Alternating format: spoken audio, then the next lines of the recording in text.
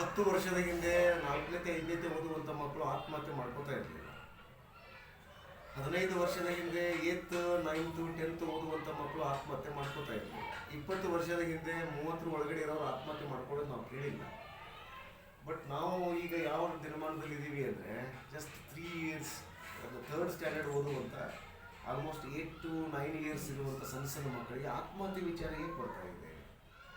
ಇದ್ರ ಬಗ್ಗೆ ನಾವು ಮಕ್ಕಳಿಗೆ ಮತ್ತು ಕಾನ್ಷಿಯಸ್ ಆಗಿ ಅವ್ರಿಗೆ ಪಾಠ ಮಾಡುವಂಥ ಮತ್ತು ಲೈಫನ್ನು ಒಂದು ಎಂಜಾಯ್ಮೆಂಟ್ ಥರ ಉತ್ಸವ ಥರ ಅವ್ರಿಗೆ ಕಲಿಸ್ಬೇಕು.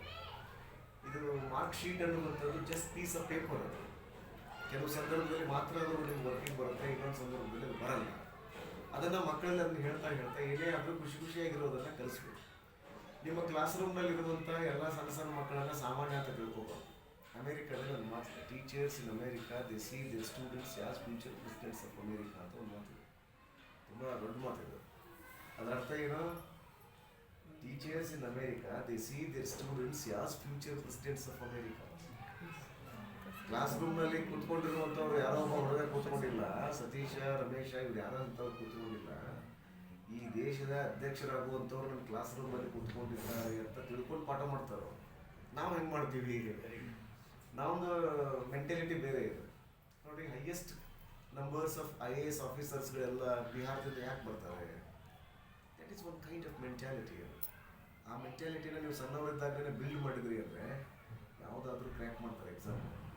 ನಾವೇನು ಮಾಡಿಬಿಡ್ತೀವಿ, ಸಣ್ಣವರಿದ್ದಾಗಲೇ ತುಂಬ ಅದು ಹಾರ್ಡ್ ನಟ್ ಟು ಕ್ರ್ಯಾಕ್ ಅಂತ ಹೇಳ್ತೀವಿ. ಹೇಳಿ ನಮ್ಮಲ್ಲಿನೇ ಒಂದು ಗೊತ್ತಿಲ್ಲದಂತೆ ಒಂದು ಸ್ಟ್ರೆಸ್ಸನ್ನು, ಒಂದು ಎಂಗ್ಸೈಟಿಯನ್ನು ನಮ್ಮಲ್ಲೇ ನಾವು ತುಂಬಿಕೊಂಡಿರ್ತೀವಿ.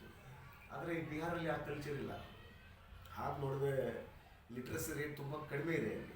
ಆದರೆ ಹೈಯೆಸ್ಟ್ IAS ಆಫೀಸರ್ಸ್ಗಳೆಲ್ಲ ಬಿಹಾರದಿಂದಲೇ ಬರ್ತಾರೆ. ಅವರು ಯಾಕೆ ಹಂಗೆ ಆಗ್ತಾರೆ ಅಂದರೆ ಒಂದೇ ಮನೆಯಲ್ಲಿ 4 ಜನ IAS ಆಫೀಸರ್ಗಳು ಆಗ್ತಾರೆ, IPS ಆಗ್ತಾರೆ, IRS ಆಗ್ತಾರೆ, IFS ಆಗ್ತಾರೆ. ಇದೆಲ್ಲ ಯಾಕೆ ಆಗ್ತಾರೆ ಅಂದರೆ that is one kind of mentality ಅದು. ಸೊ ನೀವು ಕೂಡ ಮಕ್ಕಳಿಗೆ ಅಂಥದ್ದೊಂದು ಮೆಂಟಾಲಿಟಿನ ರೂಢಿಸ್ಕೊಳ್ಬೇಕು. ಸಣ್ಣವರಿದ್ದಾಗಲೇ ಅಂಥದ್ದೊಂದು ನಾಯಕತ್ವ ಗುಣವನ್ನು ಅವರಿಗೆ ನೀವು ಇನ್ಸ್ಟಿಲ್ ಮಾಡಬೇಕು. ಆವಾಗ ಏನಾಗ್ತದೆ ಅಂದರೆ ಡೆಫಿನೆಟ್ಲಿ ಅವರು ಒಂದು ಫೈನ್ ಡೇ ಅವರು ಆ ರೂಟನ್ನು ಅವರು ಕಂಡು ಹಿಡ್ಕೋಬೋದು. ಆ ಹಿನ್ನೆಲೆಯಲ್ಲಿ ನೀವೆಲ್ಲ ಪಾಠ ಮಾಡ್ತಾ ಇದ್ದೀರಿ ಅಂತ ನಮ್ಮ ರಾಜನ್ ಅವರು ತುಂಬ ಖುಷಿಯಿಂದ ಹೇಳಿದ್ರು. ನಾನು ಎಲ್ಲ ಟೀಚರ್ಸ್ಗಳಿಗೆ ಸ್ಟೂಡೆಂಟ್ಸ್ಗಳಿಗೆಲ್ಲ ಪಾಠ ಮಾಡಬೇಕಾಗಿತ್ತು. ಅದು ಕಾರ್ಯದ ಒತ್ತಡದಿಂದಾಗಿ ಅದು ಸಾಧ್ಯ ಆಗ್ತಾ ಇಲ್ಲ. One fine day I will come here and ಅಲ್ಲೆಲ್ಲ ಎಲ್ಲಿ ಅಲ್ಲೆಲ್ಲ ಒಂದು ಯಾವ ರೀತಿ